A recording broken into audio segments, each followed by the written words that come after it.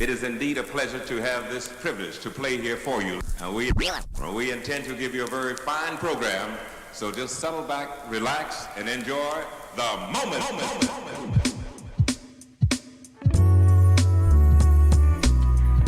Good morning. Good morning. Good morning.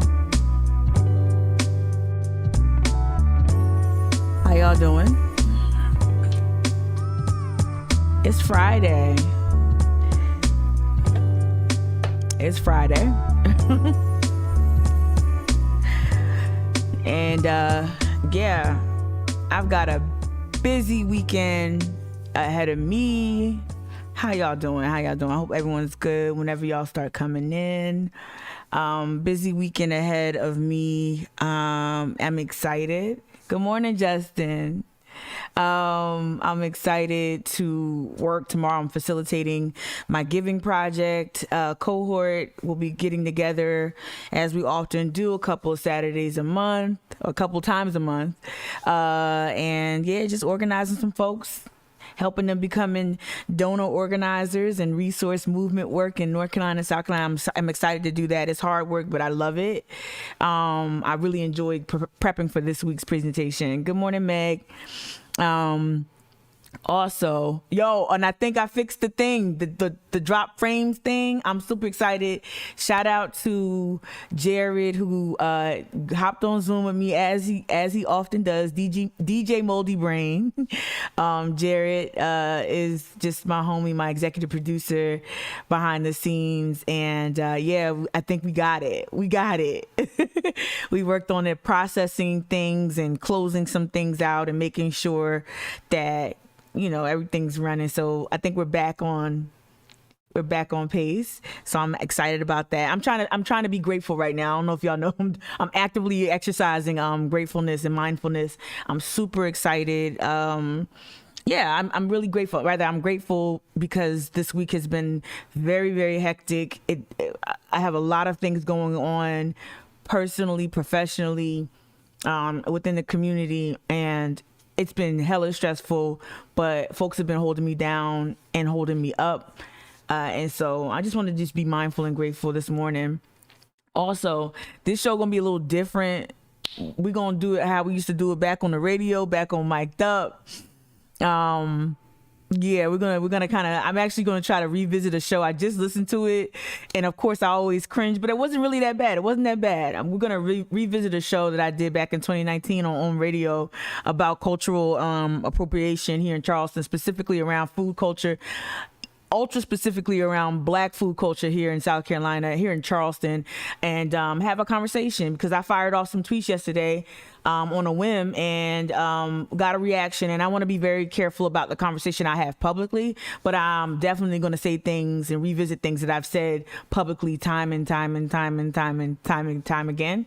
We're also going to lift up some amazing Black voices within the food sphere, within food and bev, because no matter how many times I tell y'all that Black women exist, white Charleston and privileged Charleston and Charleston money, no matter how many times I keep telling you, not just me, I mean, how many times these Black women are out here creating and killing it, and in your kitchens and leading your projects, no matter how many times you've seen us, right, and taken from our recipes. You keep erasing us. You keep erasing Black women's contributions in not just food and bev, but in tourism and hospitality, so on and so forth. And so I'm just going to continue to beat that drum. And while I'm not someone who's in that space, it's so good morning, B-Man. It's so political. Food is so political. And I'm going to revisit a show that I did in 2019 about cultural appropriation in with regard to Black food. But I'm also going to revisit the tweets that I fired off yesterday. And again, I want to be very tactful and mindful because it's not about boycotts, it's not about shame, but it's about having a very frank and honest conversation. And it's about having a frank and honest conversation publicly that to me have not been facilitated. We have all these other events that take place and all these nice discussions and things that center white folk. Let's just keep it real. We have a lot of conversation where we center white folk when it comes to food. We make white people feel comfortable, and I'm here to tell you that role that black people have occupied in the food space, where we're prioritizing white comfort and white sensibility, that's over. Like that's the problem. There's a muscle memory where when black folks show up in the food space, you want the Jemima, the Mammy, or the Rastus figure. And that's, to me, I just want to kind of set that on his head. And like, y'all, we have to do better as black folk in not just gatekeeping. I think that's a very overly simplistic way of approaching this issue. We've got to be very mindful, black folk, in terms of how we shape and define our stewardship of the culture, right? I would argue that gatekeeping is extremely essential within black communities, but more than gatekeeping, you are a torchbearer, right? You are someone leading the way, a trailblazer, a pioneer. And I think assuming those roles, the role of a pioneer, a trailblazer, a torchbearer, it comes with a certain level of responsibility. So it's not about shade, but it's about, hey, let's correct this conversation and stop centering white folks, stop centering the white gaze, and stop trying to mimic white folks and the dominant white culture that drives tourism and food and whatnot. And right, let's stop centering that and start interrogating it. I know I use that word. I give that word a hell of a workout. Interrogate, but it's the truth, right? We have to interrogate. We have to question, poke holes. We have to do all those things. And I know that's not comfortable for everyone. That's why I do it. And that's why I do it at level 10, because I know that the people who can't, for very valid reasons, the people who can't just, can't just like Combahee River raid it all, like burn it all up like I do. I understand and can appreciate it's not about, to me, it's not even about burning bridges. I don't even like to characterize what I'm doing as anything that's inherently harmful. But I know because I speak very directly and very plainly that that's seen as being divisive.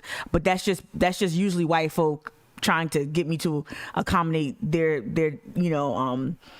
accommodate their shame, because it ain't no fucking fragility. Get Robin DiAngelo out of here. We don't even reference that woman's work, but it ain't about fragility. It's about y'all shame, and y'all project. When white folks are shamed, or when white folks are held accountable for how they traffic in this nonsense here in our food culture appropriation, oftentimes that the projection comes back at me as like shame.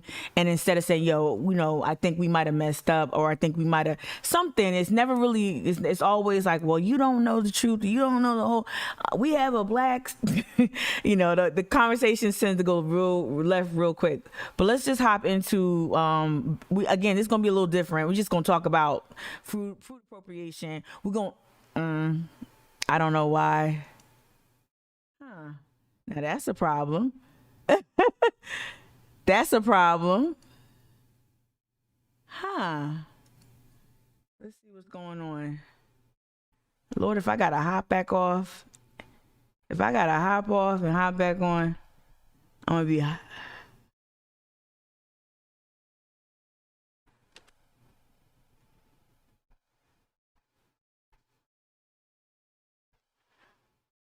Hold on one second.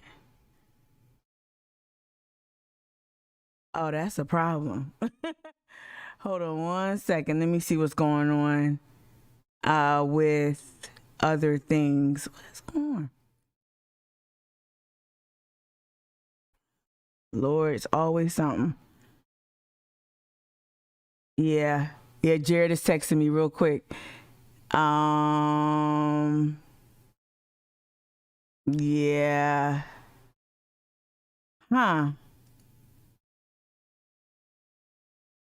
Hold on, y'all. If it ain't, I'm telling you, it's hard doing this. It worked before I got on. Let me see what Jared is telling me to do real quick. Hold on one second. Y'all, 1 second. Let me see if I got my be right back.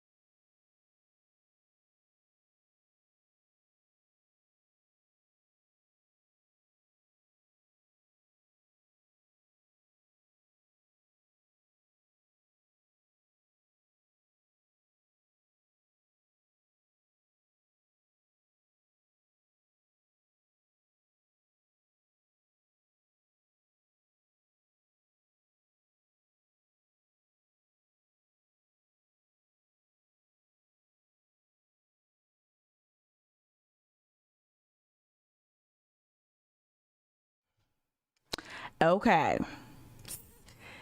So yeah, we're gonna. Okay. Good morning, y'all.